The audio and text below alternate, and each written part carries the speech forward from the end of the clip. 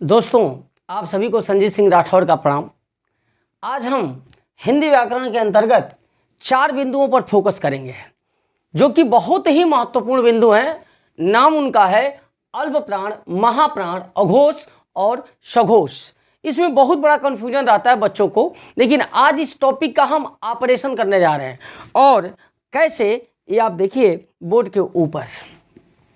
मित्रों, इस टॉपिक का नाम है अल्प प्राण और इसका नाम क्या है, पहले महाप्राण। पहले इन 2 बिंदुओं को क्लियर करते हैं। चूंकि ये वर्णों का प्रकार है, ये वर्णों को इनके उच्चारण में निकलने वाली वायु के आधार पर इनको वर्गीकृत किया जाता है। अल्प प्राण और महाप्राण में जिस टॉपिक का नाम है, नाम दिया जाता है प्राणत्व। प्राणत्व है ना, प्राणत्व के आधार पर, प्राणत्व के आधार पर वर्ण, प्राणत्व के आधार पर वर्ण। ठीक है, प्राणत्व के आधार पर वर्णों की चर्चा होगी। थोड़ा सा प्राणत्व के आधार पर वर्णों की चर्चा आज होगी। थोड़ा सा हम रफ कार्य कर रहे हैं, जरा इस बात को समझिएगा। प्राण, ये रफ है, रफ। प्राण, प्राण शब्द का मतलब ही क्या है, वायु है, वायु। वायु, जैसे आपने सुना होगा कि किसी के भी जिंदा होने का यही प्रमाण है, उसके अंदर प्राण होने का यही प्रमाण है कि उसके अंदर वायु का आगमन या निगमन, वायु का अंदर जाना है, शरीर के अंगों के द्वारा वायु का अंदर जाना और वायु का बाहर निकलना ही प्राण होने का संकेत है। अर्थात प्राण शब्द का मतलब ही वायु है। इट मीन्स कि जब वायु तत्व के आधार पर, प्राण तत्व ही वायु तत्व है, प्राण तत्व, प्राणत्व के आधार पर जब वर्णों का वर्गीकरण किया जाएगा तो इसमें यही आएगा केंद्र में कि किन वर्णों के उच्चारण में वायु ज्यादा निकलती है और किन वर्णों के उच्चारण में वायु कम निकलती है। यही केंद्र में होना चाहिए, क्योंकि प्राण शब्द का मतलब क्या है, वायु है। अब क्लियर।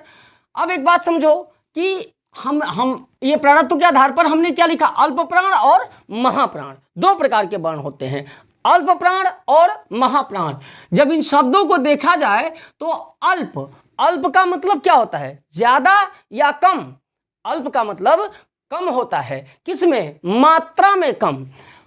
अल्प का मतलब हुआ कम, मात्रा में कम। यानी जिन वर्णों के उच्चारण में वायु मुखांगों से, वायु तो टोटली वायु प्रकोष्ठ से ही निकलती है, कंठ से, यानी मुखांगों से कम निकलती है, वो अल्प मात्रा में निकलती हो, वो क्या कहलाए जाने चाहिए, अल्प प्राण।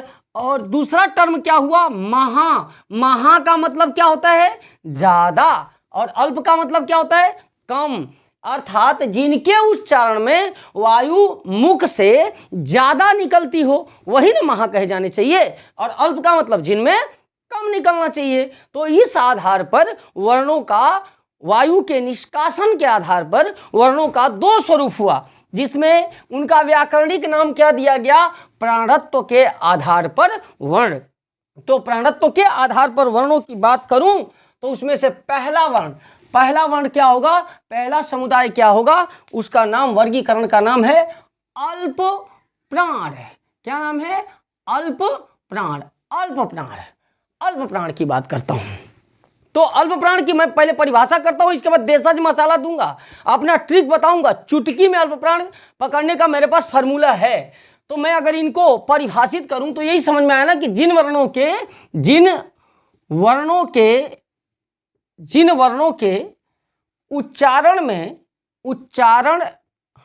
उच्चारण में जिन वर्णों के उच्चारण में वायु मुख से कितनी मात्रा में निकलेगी, मुख से अल्प मात्रा में निकलेगी, अल्प मात्रा में, अल्प माने कम, अल्प मात्रा में निकलती है। ठीक है ना, अल्प मात्रा में निकलती है। ठीक। अब किताब में जो दिया है, किताबी ज्ञान से जरा हटो, किताब ज्ञान से मैं हटवा रहा हूं। आपको एक बात पता होना चाहिए कि 52 वर्णों में सबसे ज्यादा अगर वायु निकलती है तो उस वर्ण का नाम है ह, जिसका उच्चारण स्थान कंठ है। 52 वर्णों में सबसे ज्यादा वायु किससे निकलती है, ह से। ठीक है, तो अगर कोई वर्ण अल्प है और उसमें जैसे ही जाके ह जुड़ेगा तो उस अल्प को किस में बदल देगा, महा में बदलेगा, क्योंकि वायु का ही निकलना अल्प प्राण और महाप्राण का वर्गीकरण है। तो जो पहले से जिसमें अगर कम वायु होगी उसमें जैसे ही ह जुड़ेगा वो किस में बदल देगा, महा में बदल देगा। आइए हम आपको थोड़ा सा हिंदी के साथ साथ अंग्रेजी का कुछ दिखाते हैं, नेचर अंग्रेजी में जरा आइए। हम एक दिन ऐसा हुआ कि छोटे बच्चों को पढ़ाने गए थे, छोटे बच्चों को पढ़ा रहे थे, तो मैंने उनको कहा कि आओ तुम लोगों को अंग्रेजी में आज क ख ग घ सिखा रहे हैं। क ख ग घ मैंने सिखाया अंग्रेजी में उनको, कैसे जरा ये देखो। हमने उनको कहा, और छोटे बच्चों को सर जरा जितना कम आप लिखा के समझाएंगे उनको उतना ही मजा आता है। तो हमने उनको अंग्रेजी क्या सिखाया कि बबुआ के से क, मैं अंग्रेजी में क ख ग घ लिख रहा हूँ, जरा ध्यान दो, के से क, और मैंने ख की इंग्लिश न लिख के सीधे सीधे ग पे मैं गया। के से क, जी से ग और यन से अंग, मैंने तीन तीन वर्ण लिखे। फिर लिखा सी एच से च, और फिर लिखा जे से ज, और फिर इधर यन से इय, फिर लिखा टी से ट, और फिर डी से ड, और फिर यन से अण, फिर लिखा टी से ट, और फिर डी से द, और यन से न, और अंत यहाँ लिखा पी से प, और बी से ब, और यम से म। ये लिख दिया। और लिखने के बाद मैंने ये कहा कि आप लोग क से प तक का, म तक का, क से म तक का अंग्रेजी जान गए। अब बच्चे सोचे भैया कैसे जान गए, तो जरा ये गणित देखो, के से क, जी से ग, ये क है, ये ग है, ये अंग है, पंचमाक्षर है ये सभी, ये च, ये ज, ये पंचमाक्षर, ये ट, ये ड, और ये पंचमाक्षर, ये त, और ये द, और ये पंचमाक्षर, ये प और ब, ये पंचमाक्षर। तब उनको मैंने ट्रिक बताया, 1 मिनट का ट्रिक क्या बताया कि कुछ मत करो, जो पहला वर्ण है उसी में यच जोड़ो। क्या जोड़ो, एच। तो लड़के फटाफट यच जोड़ दिए। कैसे, के इसमें यच जोड़ा, सॉरी इसमें यच जोड़ा, फिर इसमें यच जोड़ दिया, फिर इसमें एच जोड़ दिया, फिर इसमें यच जोड़ा, फिर इसमें यच जोड़ा, फिर इसमें यच जोड़ा, फिर इसमें यच जोड़ दिया, पुनः यच इसमें, फिर इसमें यच, फिर इसमें एच, और मैंने कहा लो 25 अक्षर तैयार। तो किया क्या मैंने, इसमें मैंने यच जोड़ के इसका निर्माण किया, यानी क में जब यच जोड़ रहा है तो ख बन रहा है, और ग में यच जोड़ रहा है तो घ बन रहा है, च में यच जुड़ा तो छ बना, ज में यच जुड़ा तो झ बना, ट में यच जुड़ा तो ठ बना, और ड में यच जुड़ा तो ये ढ बना, फिर ये ट से त और यच जुड़ा तो थ बना, ये डी से द और यच जुड़ा तो ध बना, और पी से प और यच जुड़ा तो फ बना, बी से ब यच जुड़ा तो भ बना। यानी कि इस इन वर्णों में, वर्ग के प्रथम वर्णों में आप यच जोड़ के द्वितीय वर्णों का निर्माण कर रहे हैं, और वर्ग के तृतीय वर्ण में यच जोड़ के आप चतुर्थ वर्ण का निर्माण कर रहे हैं। अब आपको ये पता होना चाहिए कि यच की हिंदी क्या होती है। यच की हिंदी ह, और सबसे ज्यादा वायु किस में निकलती है, यच में, ह में। तो ये अल्प प्राण हुआ, और जैसे ही इसमें यच जुड़ा तो वायु बढ़ गई कि घट गई। जब सबसे ज्यादा जब ह में होता है तो ये तो क ही है, जब क में ह जुड़ा तो वायु बढ़ गई ना, इसीलिए ये अल्प प्राण है। इसमें वायु कम है, और इसमें ह जुड़ने से, यच जुड़ने से इसमें वायु ज्यादा, इसमें वायु कम, इसलिए अल्प प्राण, ये महाप्राण, ये अल्प प्राण।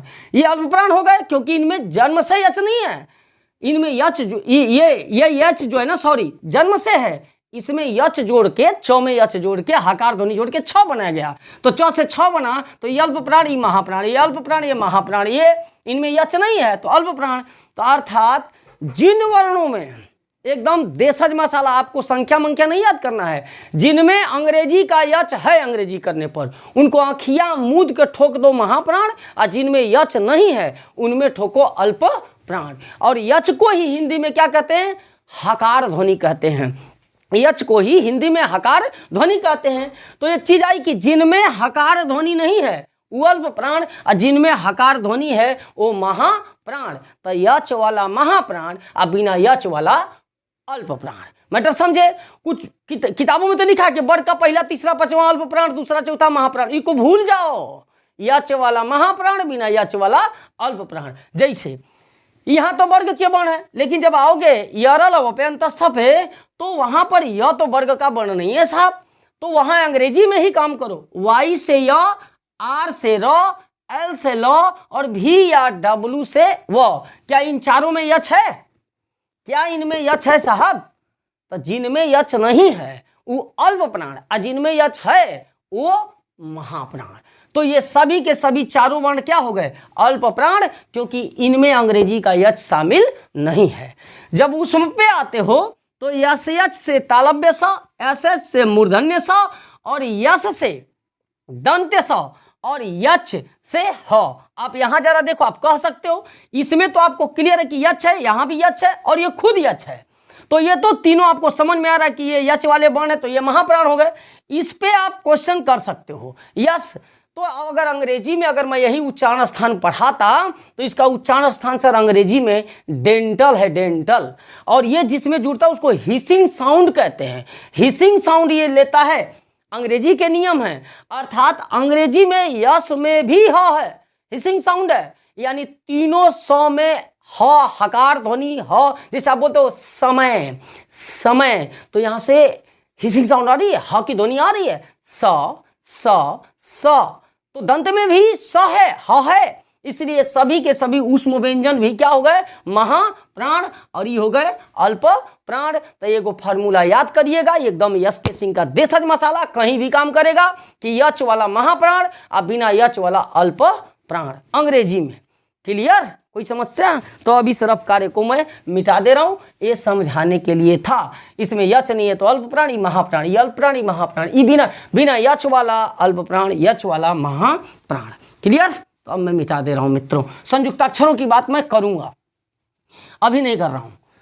संयुक्ताक्षरों की बात मैं करूंगा तो फिर मैं अभी अल्प प्राण पे यहां लिखा, ये लिखा, और फिर मैं दूसरा बिंदु बना रहा हूं, और दूसरा बिंदु मैं बनाऊं तो दूसरा बिंदु हमारा हुआ, क्या हुआ? उसका नाम हुआ महाप्राण। दूसरा बिंदु हुआ महाप्राण, महाप्राण, सॉरी, दूसरा बिंदु हो गया हमारा महाप्राण। बाबू रे, पहला बिंदु अल्प प्राण जिसमें यच नहीं होता, अल्प प्राण में यच नहीं होता और महाप्राण में यच होता है। ए गुरुजी, यच वाला महाप्राण, बिना यच वाला अल्प प्राण है। क्लियर? अब आगे आते हैं। तो महाप्राण में भी मैं क्या लिखूं? जब ह मिला तो उच्चारण में वायु ज्यादा निकलेगी, तो इसमें भी लिख दे रहा हूं, जिन वर्णों के उच्चारण में जिन वर्णों के उच्चारण में वायु मुख से क्या निकलती है? ज्यादा निकलती हो, क्योंकि इसका नाम है महाप्राण है। प्राण माने वायु, ज्यादा निकलती हो या निकलती है। मैटर समझे कि नहीं समझे? वायु ज्यादा निकलती है। अब हमने ट्रिक क्या बताया कि इसमें यच नहीं रहेगा, इसमें यच रहेगा। यच कोई हकार ध्वनि कहते हैं, तो इनमें यच है नहीं है, तो इसको क्या लिखेंगे व्याकरणिक भाषा में? इन वर्णों के उच्चारण में इन वर्णों के उच्चारण में, है ना, हकार ध्वनि अंग्रेजी का क्या? एच। ई रामबाण फॉर्मूला, रामबाण हो, जेकरा में यच मिली ना वो महाप्राण, और जेकरा में यच नहीं मिली वो अल्प प्राण। अखिया मूत के मरिया, कहीं से गलत नहीं हुई, है ना। हकार ध्वनि यानी यच नहीं पाई जाती है, है ना। मैं पहला तीसरा पांचवा नहीं लिखने वाला हूं। जैसे, अब इसमें कौन कौन आ गए? जैसे, इसमें क्या क्या है सर? जैसे क्या क्या आ गया? बिना यच वाला, बिना अंग्रेजी वाला। अंग्रेजी में पढ़ो जरा क ख ग घ, तो बिना यच वाला, उसका हिंदी भी ट्रांसलेट करते जाना। तो के से क, उसमें यच नहीं है, ख में है, इसलिए इसको अल्प प्राण में नहीं रखेंगे। ग नहीं है, घ है, अंग नहीं है, तो इसको अल्प प्राण में रखेंगे। च का सी एच यच जन्म से पैदा हुआ, यच जुड़ने से महाप्राण छ बना, तो इसमें च आएगा, छ नहीं आ सकता क्योंकि वो यच जुड़ा है, तो महाप्राण। ज आएगा, यच नहीं है तो अल्प प्राण। फिर इया भी आएगा जिसमें यच नहीं है। फिर आऊं ट पर, तो ट में यच नहीं है, और ट में यच जुड़ने से ट का महाप्राण क्या बना? ठ, है ना। और ठ के बाद अल्प प्राण क्या मिलेगा? ड, और ड का महाप्राण यच जुड़ने से क्या बना? ढ। और सॉरी, यहाँ पे मैं महाप्राण भी लिख दिया, थोड़ा सा मिस्टेक हो गया। ये मैं ट को हटा दो, महाप्राण ठ इसमें लिखूंगा, तो यहाँ पर ड आ गया और यहाँ पर ढ नहीं आएगा, यहाँ पर क्या आएगा, अण आएगा। फिर आगे बढ़ूं तो मैं तथा तथा में जाऊं तो त क्या हो गया, अल्प प्राण, उसका थ महाप्राण, तो थ को नहीं लिखूंगा, द अल्प प्राण, ध महाप्राण, न यच नहीं है तो अल्प प्राण। फिर पी से प, उसमें यच नहीं है तो अल्प प्राण, पी यच फ तो यच है तो महाप्राण, और बी से ब यच नहीं है तो अल्प प्राण, और बी यच भ है तो वो महाप्राण, और फिर क्या हुआ, यम से म तो यच नहीं है तो ये अल्प प्राण। अब अगर आगे बात करूं तो इसके आगे क्या, अंतस्थ में जाऊं तो य र, इन चारों में नहीं है, ल और व, ये चारों के चारों क्या हो गए, अल्प प्राण हो गए। मैं संयुक्ताक्षरों की बोल रहा हूं, बात करूंगा। अब जरा फिर मैं यहां तक अंतस्थ तक, और अब इसमें फिर आता हूं तो इसमें क्या होगा, क्या होगा, जिन वर्णों के उच्चारण में क्या पाई जाती है, में हकार ध्वनि यानी कि एच है ना, अंग्रेजी का एच, हकार ध्वनि पाई जाती है, हकार ध्वनि पाई जाती है ना, ठीक है, पाई जाती है, गुड। अब यहीं पर मैं अब पूछ रहा हूं कि कौन कौन, तो जैसे इसमें कौन कौन आएंगे सर, जैसे कौन कौन आएगा, क यच न होने के कारण अल्प प्राण है, लेकिन क का महाप्राण यच होने से, क में ही यच जुड़ने से हकार ध्वनि से ख बना, क से ही ख बना है, और फिर ग, और ग में यच जुड़ने से बना घ, और अंग तो अल्प प्राण ही है, सी एच च, और च में यच जुड़ने से बना छ तो महाप्राण, जे से ज और झ बना महाप्राण, और य अल्प प्राण, फिर टी से ट और टी एच ठ तो ठ बन गया महाप्राण, और डी से ड अल्प प्राण, और ढ बना ये ख घ झ, और ये ठ बना, और ये ड, और फिर ये ढ बना ना, ढ महाप्राण हुआ, फिर अड़ अल्प प्राण, यच नहीं है, फिर टी से त तो त अल्प प्राण, थ महाप्राण, थ क्या हो गया, महाप्राण, क्योंकि उसमें यच है तो त से बनने वाला महाप्राण थ है, और द से बनने वाला महाप्राण ध है, और न अल्प प्राण है तो यहाँ पे नहीं लिख सकता। फिर प क्या है, अल्प प्राण, और प से बनने वाला महाप्राण फ है, और ब से बनने वाला महाप्राण भ है ना, और म क्या है, अल्प प्राण है। फिर आए य र ल व, तो य र ल व में तो यच नहीं है ना तो अल्प प्राण, और स स ह यच है तो वो सभी यच वाले वर्ण क्या हो गए, महाप्राण, तालव्य स, मूर्धन्य स, दंत स और ह, यहाँ तक पहुंच गए। ये अल्प प्राण और महाप्राण की कहानी हुई। अब मैं जरा चर्चा कर लेता हूं किसकी, संयुक्ताक्षरों की। तो संयुक्ताक्षरों को मित्र फिर से मैं यहाँ पे रफ कार्य कर रहा हूं समझाने के लिए। अगर संयुक्ताक्षरों को तोड़ूं तो अक्ष बराबर होगा क प्लस मूर्धन्य स, और त्र बराबर होगा त और धन र, और ज्ञ बराबर होगा ज्ञ और धन य, है ना। तो ये देखो ये संयुक्त अक्षर हैं, यानी इनका उच्चारण स्थान कुछ और है। ये अल्प प्राण हुआ और ये महाप्राण, ये अल्प प्राण, ये भी अल्प प्राण, ये अल्प प्राण और ये हुआ अल्प प्राण। तो क्या दो दो अल्प प्राणों को जोड़ करके प्राणत्व पर निर्धारित किया जाए? कभी नहीं हो सकता। या अल्प प्राण महाप्राण को जोड़कर प्राणत्व पर आधारित किया जाए? नहीं सर। इसलिए कोई भी संयुक्ताक्षर प्राणत्व के आधार पर वर्गीकृत नहीं किया जा सकता। कोई भी संयुक्ताक्षर प्राणत्व के आधार पर वर्गीकृत नहीं किया जा सकता। और कोई भी स्वर, किसी भी स्वर में हकार ध्वनि नहीं हो सकती, एच नहीं हो सकता। अंग्रेजी में ए से ए डबल ए आई ई, जितना भी अंग्रेजी का लेटर 11 स्वर, उसमें एच नहीं मिलेगा। इसलिए कोई भी स्वर अल्प प्राण और महाप्राण के आधार पर और कोई भी संयुक्ताक्षर अल्प प्राण और महाप्राण में वर्गीकृत नहीं किया जा सकता है। क्लियर? इसको मैं लास्ट में नोट करा दूंगा। ओके, अब इसको मैं हटा रहा हूं और चर्चा किसकी करने जा रहा हूं। अब इसको आप वीडियो में देख लेना, नोट कर लेना। यच वाला महाप्राण, बिना यच वाला अल्प प्राण। स्वर में यच नहीं है, इसलिए अल्प प्राण महाप्राण नहीं हो सकता। संयुक्ताक्षर अल्प प्राण महाप्राण नहीं हो सकते। क्लियर? अब मैं इनको यहां से हटा दे रहा हूं। चलो अब मित्रों इसके बाद हम लोगों की ये बिंदु मैं लिखा दूंगा, लास्ट में मैं नोट करा दूंगा या अभी नोट करा दे रहा हूं, 1 सेकेंड लगेगा, है ना, नोट करा दे रहा हूं। लेकिन दिमाग में रखना, यच वाला महाप्राण, बिना यच वाला अल्प प्राण। ये बात मैं कई बार बोल चुका हूं, संख्या मंख्या मत याद करना भैया, यच और बिना यच। अब यहाँ पर इनके विषय में, अल्प प्राण महाप्राण के विषय में मैं एक नोट डाल दे रहा हूं। नोट में क्या मैंने लिखा, क्या हो सकता है, संयुक्ताक्षर, संयुक्ताक्षर तथा स्वर, संयुक्ताक्षर तथा स्वर, है ना, प्राणत्व के आधार पर, प्राणत्व के आधार पर विभक्त नहीं होते, है ना, संयुक्ताक्षर तथा स्वर प्राणत्व के आधार पर विभक्त नहीं किए जाते हैं। ये मैटर समझ में आया कि नहीं आया, किए जाते हैं। यानी कभी भी अगर एग्जाम में पूछता है कि इनमें से अल्प प्राण कौन है, तो उसमें संयुक्ताक्षर अक्षत्र ज्ञ स्र या अ ई यानी स्वर नहीं हो सकते, महाप्राण भी नहीं हो सकते। तो अल्प प्राण और महाप्राण की संज्ञा कहाँ तक होगी, क से लेके म तक, जिनमें यच है, यच वाला महाप्राण, बिना यच वाला अल्प प्राण। य र ल व में यच नहीं है इसलिए अल्प प्राण, और स स ह में यच है अंग्रेजी का इसलिए महाप्राण है। यहाँ तक भैया अब क्वेश्चन इससे आएगा, इसको भी आप नोट कर लो। संयुक्ताक्षर तथा स्वर प्राणत्व के आधार पर विभक्त नहीं किए जाते हैं।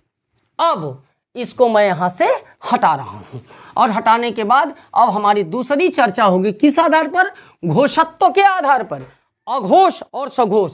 अब फिर मैं इसको रफ कार्य कर रहा हूं, रफ कार्य को समझना जरूरी है, प्रैक्टिकल को समझना जरूरी है। अगर आप कहते हो घोषत्व शब्द, क्या घोषत्व, तो घोषत्व में जब जाओगे, घोषत्व एक भाववाचक संज्ञा है ना, घोषत्व में जाओगे तो मूल शब्द क्या है, घोष, मूल शब्द घोष। और घोषणा आप करते हैं ना, तो घोषणा करते समय आपकी आवाज कम होनी चाहिए कि ज्यादा। आप धीरे से नहीं घोषणा कर सकते। मैं अगर घोषणा करूं, कल क्या घोषणा हुआ, घोषणा में वॉल्यूम बढ़ाना पड़ेगा। और ये वाला जो नसिया आप लोग देख रहे हैं ना, थोड़ा सा रुकिए प्रैक्टिकल करवाते हैं। ये वाला जो नस आप देख रहे हैं, ये वाली नस है ना, ये मेरी ही नहीं फूलेगी, आपकी भी फूलेगी। ये चेकिंग मशीन है, यहाँ रख लीजिएगा। और जिन वर्णों के उच्चारण में बोलते समय ये नस पे आप रखिएगा, और ज़्यादा फूलाव होगा वो सघोष होंगे, और कम होगा तो वो अघोष होंगे। क्योंकि अघोष और सघोष में मूल शब्द घोष है, और घोषणा में भी मूल शब्द घोष है। तो घोष का मतलब ही होता है स्वर तंत्रियों में कंपन, स्वर तंत्रियों में कंपन। तो स्वर तंत्रियों में कंपन के आधार पर घोषत्व शब्द आया, और उस पर वर्गीकरण किया गया। जब कंपन की बात करेंगे तो एक बात समझिए सर, कि अगर देखा जाए तो इन शब्द को देखा जाए तो 2 शब्द आए, है ना। मूल शब्द मैं ले रहा हूं, इसमें मूल शब्द मैंने क्या कहा, बार बार कह रहा हूं, घोष है, घोष। और आप लोगों को मैंने उपसर्ग एक दिन बताया था, नोट भी कराऊंगा, प्र प्रा अपि अनु नीर निस दूर दुस सुकु अभि अव अ आ बी उत आदि सब आता है।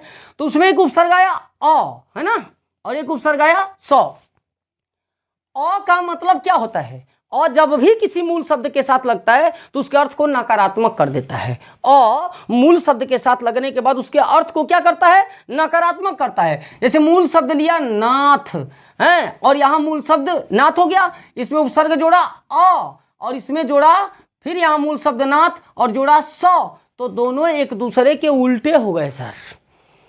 ये दोनों क्या हो गए, उल्टे हुए। यानी अ का मतलब नकारात्मक अर्थ है, इट मीन्स जिसके साथ नाथ, नाथ का मतलब माता पिता, स्वामी, मालिक, प्रभु न हो, कोई रखवाला ना हो, वो अनाथ है। और जिसके साथ नाथ हो, रखवाला हो, गार्जियन हो, मालिक हो, माता पिता हो, वो क्या है, सनाथ है।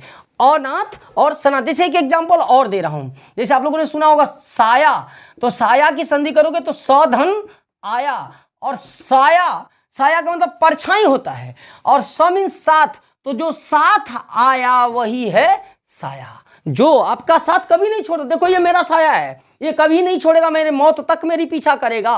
तो स शब्द का, स उपसर्ग का अर्थ जब मूल के साथ जुड़ता है तो साथ देता है, और अ जो देता है वो क्या देता है, नहीं, नकारात्मक। और घोष का मतलब क्या हुआ, कंपन। घोष का मतलब हुआ क्या, कंपन। किसमें कंपन, स्वर तंत्रियों में कंपन। तो उस आधार पर जब देखा गया तो जिन स्वर तंत्रियों में कंपन नहीं हुआ तो उनमें घोष नहीं हुआ। तो जिन स्वर तंत्रियों में कंपन नहीं हुआ तो अभी हम एक हेडिंग बना दे रहे हैं, घोषत्व के आधार पर। घोषत्व के आधार पर, है ना, घोषत्व के आधार पर वर्ण। अब घोषत्व के आधार पर वर्णों की चर्चा करने जा रहा हूं। और घोष शब्द का मतलब क्या है, कंपन, स्वर तंत्रियों में कंपन। तो जब स्वर तंत्रियों में कंपन नहीं होगा तो पहला टर्म क्या आ जाएगा, अ मने नहीं, अघोष मने कंपन। तो जिनके उच्चारण में स्वर तंत्रियों में कंपन नहीं होगा वो घोष है, और जिनमें होगा तो दूसरा पॉइंट बना दे रहा हूं यहां पर, जिनमें क्या होगा, कंपन होगा, तो वो क्या कहलाएंगे, सघोष। घोष मने कंपन, स मने साथ, तो जो कंपन के साथ है वो सघोष है, जो कंपन के साथ नहीं है वो अघोष है। क्लियर। तो यहाँ पर थोड़ा सा आप प्रयोग करिए, है ना, प्रयोग करना बहुत जरूरी है, रट के कुछ नहीं हो सकता। आप जब यहाँ पर रखोगे ना तो आप बोल के देखो, मैं भी बोल रहा हूँ, क ख ग घ अंग। तो क ख की अपेक्षा ग घ और अंग में यहाँ पर ज्यादा फूला हो रहा है, यहाँ स्वतंत्रियों में कंपन हो रहा है। भैया देखो च भी बोल सकते, च छ ज, आप बोलना झ इय, तो इनमें कंपन ज्यादा होगा, अर्थात वर्ग के। ऐसे फिर बोलोगे ट ठ, कम कंपन होगा, ड में कंपन बढ़ जा रहा है, ढ कंपन बढ़ रहा है, अण कंपन बढ़ जा रहा है। यानी वर्ग का पहला दूसरा वर्ण, और पहले इस सृष्टि में अघोष आया, फिर क्या आया। सो एक चीज और याद करने का तरीका है कि यार सर बताए थे पहले अघोष आता है बाद में सघोष, पहले अघोष बाद में सघोष। और संख्या मत याद करना अल्पप्राण महाप्राण के लिए, अल्पप्राण का मतलब बिना यच वाला, महाप्राण मतलब यच वाला। यहाँ संख्या एक याद करने के लिए बोलो 12 अघोष है, 12 का मतलब वर्ग का पहला और दूसरा, शेष वर्ग के वर्णों में सघोष है। तो संख्या केवल 12 दिमाग में रखना। तो अब यहाँ लिख दे रहा हूं कि जिन वर्णों के उच्चारण में है ना, स्वर तंत्रियों में कंपन होगा कि नहीं होगा, नहीं होना चाहिए। स्वर तंत्रियों में कंपन ना, घोष मने कंपन, अ मने नहीं, तो कंपन न हो, वो क्या है, अघोष है। और यहाँ क्या, घोष मने कंपन, स मने साथ में। तो इनमें जिन वर्णों के, इनके उच्चारण में, जिन वर्णों के उच्चारण में है ना, स्वर तंत्रियों में क्या होगा, कंपन होगा। स्वर तंत्रियों में कंपन हो। जब कंपन होगा तो सघोष, अकंपन नहीं होगा तो अघोष। यच वाला महाप्राण, बिना यच वाला अल्प प्राण, कई बार बोल चुके हैं। तो अघोष में कौन कौन आएगा साहब, कौन कौन आ जाएंगे इसमें, आप चेकिंग मशीन रख के देख लीजिएगा, मैं तो कई बार देख चुका हूं, है ना। तो यहां पर जब रखोगे तो क और ख में कम कंपन होगा, और यहाँ भी मैं जैसे डाल दे रहा हूं, यहाँ पर भी मैं जैसे डाल दे रहा हूं, दोनों को साथ में लेके चल रहा हूं। तो यहाँ क जो है कंपन कम होगा और ख में भी कंपन कम होगा, क ख में कंपन कम। यानी अगर मैं लिखना चाहूं तो यहाँ से एक सेकंड मैं जैसे को हटा के एक चीज और लिख दे रहा हूं।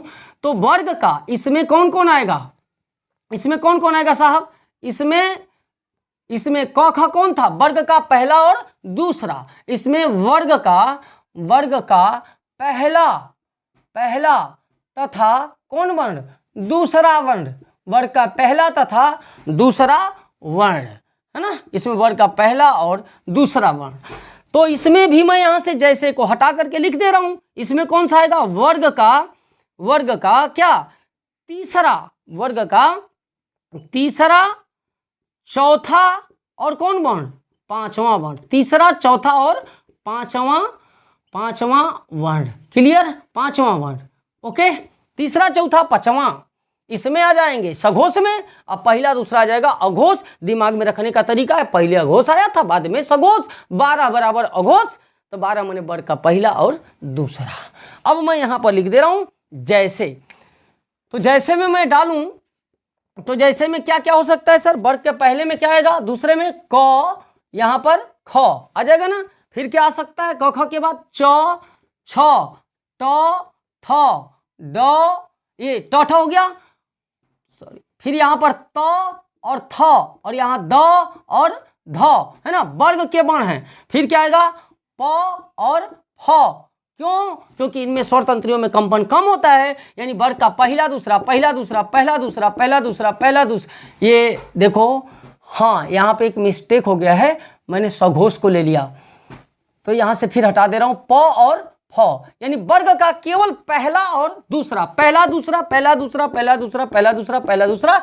5 वर्ग, 5 गुना के 10, 1 2 3 4 5 6 7 8 9 10। अभी मैं यरलवा और स की बात नहीं कर रहा हूं, उनकी भी करूंगा।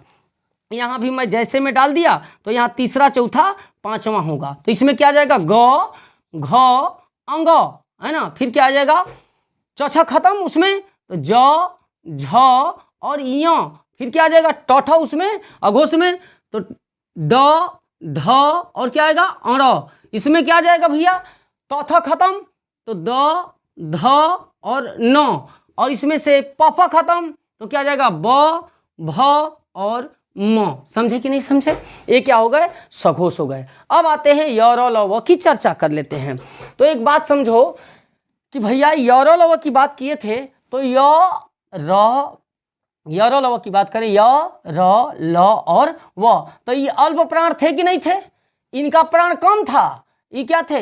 अल्प प्राण थे। ये अल्प प्राण थे, इनमें वायु कम थी, ये कमजोर थे, है ना। इनकी मम्मी बॉर्नवीटा नहीं पिलाई थी। लेकिन हमेशा ये कहीं जैसा नहीं ना रहेगा भैया, और भगवान कुछ ना कुछ स्पेशल देता है। इसका हाइट फाइट हमारे जैसा है, ये अल्प प्राण है, लेकिन इसका भगवान ने कुछ अलग तो दिया है सर। तो इसके अंदर बाड़ी टनाटन दे दी, कंपन ज्यादा दे दिया, आवाज बुलंद दे दी। तो ये क्या हो गया? ये आवाज ज्यादा होगा, कंपन ज्यादा होगा, तो अघोष की सघोष, सघोष। इसीलिए ये पावर में, प्राण में तो कम था, लेकिन वाणी में बुलंद था, तो इसका नाम क्या पड़ गया? सघोष। ठीक, तो यरलव अल्प प्राण सघोष हो गए। फिर अगर बात करूं तालव्य स, मूर्धन्य स और दंत्य श की, मैं ह की बात नहीं जरा कर रहा हूं, उनका कारण है। तो ये तीनों की बात करूं तो ये तीनों क्या है? महाप्राण हैं। इनमें यह 6 महाप्राण हैं। तो इनका हट्टा काठा बॉडी था। बहुत लोग बहुत लंबे चौड़े होते हैं, लेकिन उनकी आवाज बड़ी डाउन होती है यार, हैं। तो उनका घोषणा का पावर भगवान ने क्या कर दिया? कम कर दिया। बेटा सबको सब कुछ नहीं मिल सकता। बॉडी किसी की छोटी की तो आवाज टाइट कर दिया, किसी ये बॉडी छोटी है तो आवाज टाइट, इनका बॉडी ये ज्यादा है तो इनका आवाज डाउन कर दिया भगवान ने। ये क्या हो गए? अघोष हो गए। क्या हो गए सर? अघोष हो गए। क्लियर? ह एक सघोष वर्ण है, ह एक सघोष वर्ण है। तो फिर मैं यहां पर, हो चुकी रफ है, तो यहां पर मैं इनको इसमें डाल दे रहा हूं। तो ये अल्प प्राण, ये सघोष में, महाप्राण अघोष में कौन है? तालव्य स, मूर्धन्य स और दंत्य स। और यहां पर सघोष वर्ण में क्या आ गया सर? य, र, ल और व, य, र, ल और व। ठीक है ना, ये व है, ये व है। क्लियर? अंतस्थ आ गए सघोष में, क्योंकि अल्प प्राण है, और ये स ये क्या है? महाप्राण है, तो ये चले गए अघोष में। ठीक उल्टा। अब आगे आते हैं ह की। तो ह एक सघोष वर्ण है, ह एक सघोष वर्ण है, और सभी के सभी स्वर भी सघोष हैं, और संयुक्ताक्षरों को अघोष और सघोष के आधार पर भी वर्गीकृत नहीं किया जाता है। सभी स्वर सघोष, ह सघोष, कोई भी स्वर, अरे स्वर ब्रह्म है भाई, उसका पावर एकदम टाइट है ना। तो सभी स्वर सघोष है, और ह भी सघोष है, कोई भी स्वर और ह अघोष नहीं है। ये बार बार मैं बोल रहा हूं भाई, है ना। और संयुक्ताक्षरों को घोषत्व के आधार पर वर्गीकृत नहीं किया जा सकता। तो मैं यहां से इस टर्म को हटा रहा हूं और नोट डलवा दे रहा हूं। ऊपर एक नोट फिर से आएगा, नोट आएगा, या नोट का मतलब मुख्य बिंदु। तो इस मुख्य बिंदु में क्या आएगा सर? इसको जरा हम देख लेते हैं। तो नोट में क्या डाल रहे हैं, जरा ध्यान दीजिएगा। ये है नोट, और नोट में क्या है? ह ह को इन्वर्टेड कॉमा करके अंडरलाइन कर दिया। ह सघोष वर्ण है, ह और यहाँ से जरा मैं इसको भी लिख देता हूँ, ह तथा सभी स्वर, ह तथा सभी स्वर क्या हैं? सभी स्वर सघोष हैं। ह तथा सभी स्वर क्या हैं? सघोष हैं, कोई भी स्वरघोष नहीं है, स्वरघोष है। ये पॉइंट नंबर 1 था। पॉइंट नंबर 2 में क्या? संयुक्ताक्षर घोषत्व के आधार पर भी, घोषत्व संयुक्ताक्षर घोषत्व के आधार पर भी, है ना, पर भी वर्गीकृत नहीं किए जा सकते, वर्गीकृत नहीं किए जा सकते हैं। क्लियर? नहीं किए जा सकते हैं। ठीक है, इस तरह आप लोग देखो तो हमने प्राणत्व के आधार पर और घोषत्व के आधार पर मैंने वर्णों का क्या किया? वर्गीकरण 2 मिनट में रिवाइज करते रहूं, एकदम रामबाण फार्मूला, रामबाण मसाला कि यच वाला, बिना यच वाला, जिनके अंग्रेजी में यच मिले वो महाप्राण, और जिनमें यच नहीं मिले वो अल्प प्राण। 12 अघोष है, 12 का मतलब वर्ग का पहला और दूसरा वर्ण, शेष वर्ग के वर्ण सघोष हैं।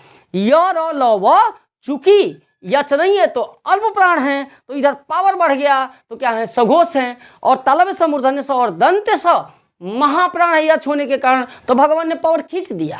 ये याद करने का तरीका है यार, सिस्टम है। तो ये क्या हो गए? इनका पावर घटा तो ये अघोष हो गए। रही बात ह की, तो ह सदैव सघोष है, स्वर हमेशा सघोष हैं, और कोई हमेशा सघोष हैं। स्वर अल्प प्राण और महाप्राण के आधार पर, यानी प्राणत्व के आधार पर वर्गीकृत नहीं हो सकते।